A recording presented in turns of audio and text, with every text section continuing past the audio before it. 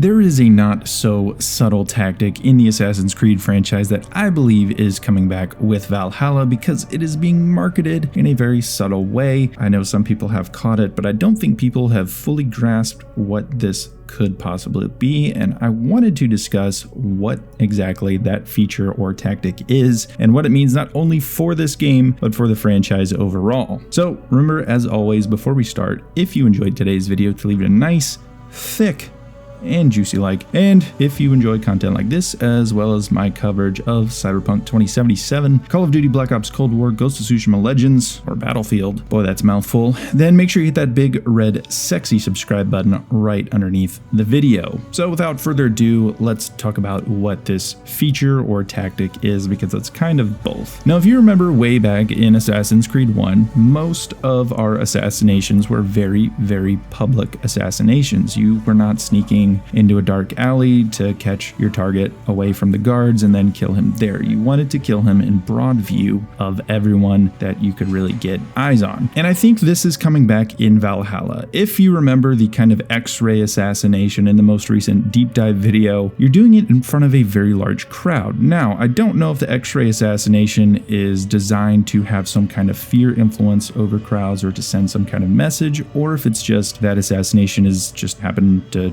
be done in front of people, or if this is an actual feature that we will be able to take advantage of. Now, the first time this was shown off, it was just some random dude in the woods, but this one here gave me the idea, the one in front of the crowd, because like I said, it reminds me a lot of the Assassin's Creed 1 assassinations, where you would take out targets in front of a crowd, and we do have good explanation as to why this is in Assassin's Creed Unity. No targets unreachable. Out of the way. Move. Where the hell was Duchesneau? Oh. If you can't find a weakness to exploit, make one. You've secured the cathedral? Oui, monsieur. Good. Tell Siver I'll meet him inside.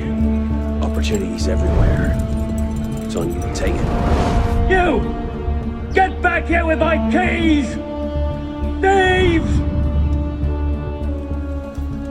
And if all other plans fail, why not sacrifice yourself for the cause, your life for his? Before Altair, that was the Levantine approach. You mean a dagger in broad daylight as I'm cut down where I stand? Sends a powerful message. I'll do it my way. Whatever you think best, assassin. Now, like Pierre Belec and his glorious voice just explained, these were designed to be public because it would send a powerful message. Despite assassins possibly losing their life over something like this, it does send quite the message to the Templars that they are willing to give their life for the cause. Now, this tactic had to have originated somewhere, and I do think that the Viking is the perfect person to be able to kind of introduce this tactic. If you remember back in Origins, most of the assassinations the Hidden Ones pull off are very private. Very rarely are you taking out a target in broad view of a lot of people, save maybe the Julius Caesar assassination. Even then, that was because there were so many conspirators in the room. Now, why else do I think Eivor could be the one to introduce this? Well, go back to how they describe the hidden blade in marketing. They say that Eivor wears his hidden blade on the outside because he really wants to show off what an awesome weapon he has. Now, that weapon serves a very specific purpose. It's not just used in open combat. It has a very distinct purpose that I'm sure he's aware of, and I'm sure that he will be very thrilled to be able to use it in a very public fashion in order to not only send a message to the Templars, or the Order of the Ancients as they are in this game, but also to the people in certain towns that he's either trying to remove the ruler from or to be able to gain some influence over, whether he's using it for a fear tactic or to send a message of power. There's a lot of usefulness that Eivor could have for something like a public assassination, and that's why I think something like this will be very present in this game. And even though it may not be specifically just the X-ray assassination that is considered a super high profile assassination, let's just say, it could be a tactic that we use nonetheless. Now, since this game is the bridge from Origins to Assassin's Creed Creed 1. That's another good reason to see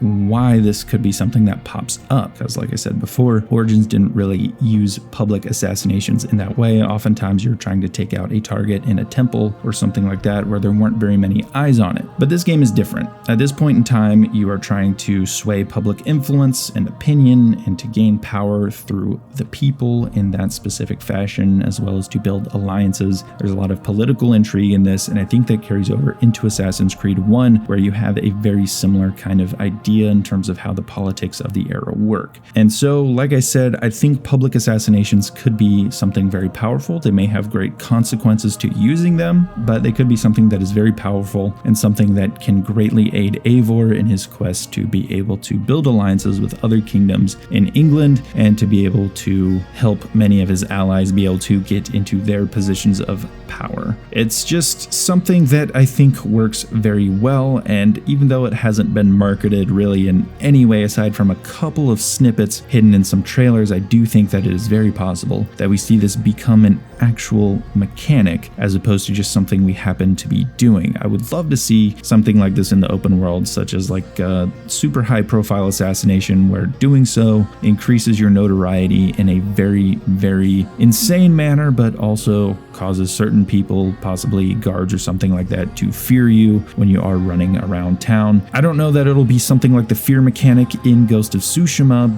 but it could be something along those lines where some guards are going to be after you a little bit harder than others, while some may not even try to fight you because they are terrified of what you may do to them. It's a very interesting kind of concept, and there's really nothing confirming that what I'm saying is true. Like I said, it could absolutely just be what happens to happen in that point in time, but I do think the X-ray assassination has to have some sort of purpose, and I think the most plausible and most likely purpose for this is what I've described today, and that is a very high-profile public assassination that will have influence over the people in a certain area or the people who have witnessed it, and could give a little bit of power to Eivor in terms of his ability to move around while also suffering some consequences in terms of people being after him. I think it could be a very awesome thing to do, and I think it could make for some very fun moments within Assassin's Creed Valhalla, as well as making a ton of sense not only for this specific game, but for the series overall, and explain some of the things that are going on with the Brotherhood by the time Assassin's Creed 1 comes around. Anyway, thank you guys so much for watching. If you did enjoy today's video, remember, as always, to leave it a nice, thick, and juicy like,